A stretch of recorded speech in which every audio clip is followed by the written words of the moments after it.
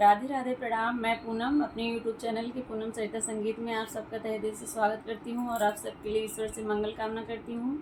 आज हम लोग बहुत सुंदर बन्ना बन्नी गीत लेके आए हैं। आप लोग सुनिए, कैसा लगा कमेंट बॉक्स में ज़रूर बताइएगा। आशा करती हूँ आप सबको ज़रूर पसंद आएगा। आप लोग वीडियो को ज़्यादा से ज़्यादा शेयर करिए और हमारे चैनल को ज़्यादा से ज़्यादा सपोर्ट करिए और अपना आशीर्वाद दीजिए। धन्यवाद।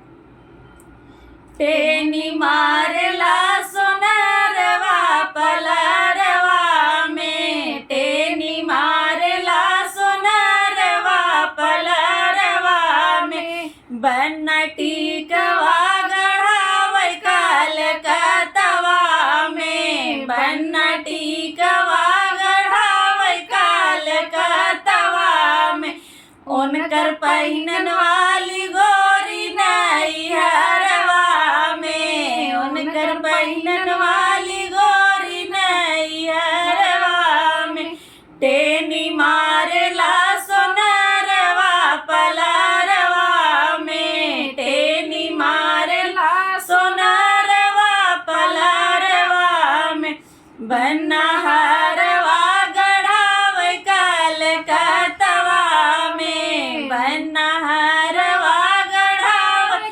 कलकत्तवा में, उनकर पहिनन वाली गोरी नैहरवा में, उनकर पहिनन वाली गोरी नैहरवा में, बन्ना टेनी मारला सोनारवा पलारवा में, टेनी मारला सोनारवा पलारवा में, बन्ना कंगना गढ़ावै कलकत्तवा में, बन्ना कंगना गढ़ावै कलकत्तवा में, उनकर पहिनन वाली गोरी नैहरवा में, उनकर पहिनन वाली गोरी नैहरवा में, टेनी मारला सोनारवा पलारवा में, टेनी मारला